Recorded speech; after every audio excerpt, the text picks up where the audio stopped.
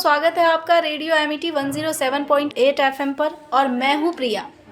आज हम सेक्टर 22 के यूपीएससी सेंटर पे हैं जहां यहाँ की एनएम हमारे साथ हैं। मीनू साई जी, आपका बहुत बहुत स्वागत है। मीनू साई जी, आप हमें बताइए कि यहाँ टीकाकरण को लेकर कैसी व्यवस्थाएं हैं, यानी कि गर्भवती महिला और बच्चों के लिए क्या क्या सुविधाएं हैं और किस प्रकार से आप टीकाकरण करती हैं यहाँ? यहाँ दोनों लोग का होता है टीकाकरण। गर्भवती महिला बच्चों का जन्म से लेकर 16 साल तक के बच्चों का होता है। प्रेगनेंसी का पहली बार जब लेडीज़ प्रेग्नेंट होती है यहाँ से लेके जाती हैं, किट डेट नहीं आता, किट लेके जाती हैं, टेस्ट करके आती हैं, पॉजिटिव आता है, फिर हम उनका रजिस्ट्रेशन करते हैं उसी समय। फिर उनका वैक्सीनेशन करते हैं, उनका कार्ड बनाते हैं, उनका RCH नंबर देते हैं, यूबिन पे चढ़ाते हैं, उनको आयरन कैल्शियम की गोली, अगर 3 मंथ पूरा हो गया तो आयरन कैल्शियम की गोली देते हैं, अगर 3 मंथ से पहले आती है तो उनको फॉलिक एसिड बस देते हैं। फिर वो सेकेंड ट्राइमेस्टर में आती हैं 28 दिन बाद, 4 हफ्ते बाद, मतलब 1 महीना। फिर उनका सेकेंड TT का इंजेक्शन लगाते हैं, TD, और फिर उनका सारा चेकअप होता है। फर्स्ट ट्राइमेस्टर में भी सारा चेकअप होता है, जैसे BP हुआ, शुगर हुआ, इनका यूरिन टेस्ट हुआ, ये सब होता है।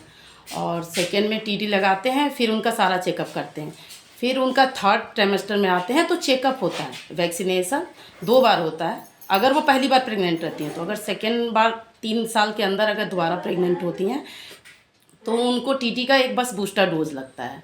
लेकिन चेकअप अब 4 बार डिस्पेंसरी पे, यहाँ हमारे UPSC पे हर महीने के 9 तारीख को यहाँ PMS डे मनाया जाता है, जिसमें चेकअप होता है प्रेग्नेंट लेडीज़ का। सारा चेकअप जो भी उनका होता है वो किया जाता है। फिर वो प्रेग्नेंट, फिर डिलीवरी होता है, उनका आशा डिलीवरी कराती हैं, सारा चेकअप करा के जिला अस्पताल में डिलीवरी होता है। डिलीवरी के बाद जब बच्चा, बर्थ का डोज वहीं लग जाता है BCG का, जब 42 डेज़ का कंप्लीट होता है तो फिर हमारे पास वैक्सीनेशन के लिए वो आते हैं।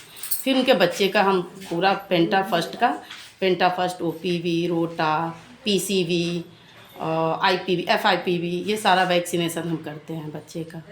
ऐसे फर्स्ट टाइम, फिर सेकेंड 28 दिन बाद, फिर थर्ड 28 दिन बाद, ऐसे 3.5 महीने तक का उनका वैक्सीनेशन होता है। फिर 9 मंथ पे होता है। फिर 16 to 18 मंथ में उनका 1.5 साल का वैक्सीनेशन होता है। फिर 5 ईयर पे होता है। ऐसे वैक्सीनेशन कंप्लीट होता है बच्चे का। तो टीकाकरण से जुड़ी क्या क्या समस्याएं आती हैं यहाँ पे?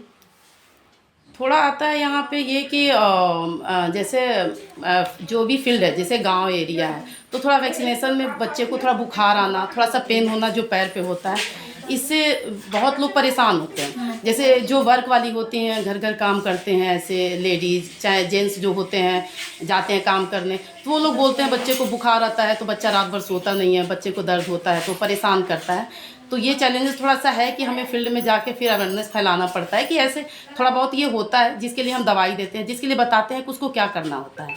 तो वो 1-2 दिन का है, 1-2 दिन बाद बच्चा बिल्कुल ठीक हो जाता है। इससे जो वैक्सीन लगता है, आपको कितने, अपने बच्चे को कितना फ़ायदा होता है, कितनी इम्यूनिटी मिलती है, कितनी बीमारियों से बचाते हैं, तो ऐसे मान जाते हैं लोग। ये एरिया ऐसा है कि जैसे लोग मान जाते हैं ये चीज़। अच्छा, रेडियो एमिटी के माध्यम से आपको सुन रहे जनता को आप क्या कहना चाहेंगी? टीकाकरण से जुड़ी क्या जागरूकता संदेश देना चाहेंगी उन्हें? मैं तो यही बोलूँगी कि ज़्यादा से ज़्यादा लोग टीकाकरण कराएं। ज़्यादा क्या, सब लोग अपने बच्चों का टीकाकरण करवाएं और प्रेग्नेंट लेडीज़ भी यहाँ आए, सरकारी में टीकाकरण कराएं, प्रेग्नेंट भी कराएं, क्योंकि उनका कार्ड भी बनता है, उनका यूबिन नंबर दिया जाता है, उनका RCH नंबर दिया जाता है, जो प्राइवेट में नहीं दिया जाता है। तो ज़्यादा से ज़्यादा सरकारी में वैक्सीनेशन कराएं, क्योंकि सरकार सारी वैक्सीन दे रही है। अब हर वैक्सीन हमारे पास है, तो ज़्यादा से ज़्यादा हमारे पास आए और टीकाकरण कराएं। अगर मेरे कहने से सब लोग अगर सुन रहे हैं तो ज़्यादा से ज़्यादा लोग आए, UPSC सेक्टर 22 पे आए। हम बैठे हुए हैं यहाँ वैक्सीनेशन के लिए। हर सुविधा, हर तरह से अच्छी सुविधा, मतलब एक हमारे सहयोग, उनके साथ हमारा सहयोग भी अच्छा रहेगा अगर वो वैक्सीनेशन में आते हैं। बहुत बहुत धन्यवाद। आप देख रहे थे टीकाकरण से जुड़ी जानकारियाँ। देखते रहिए रेडियो एमिटी 107.8 FM।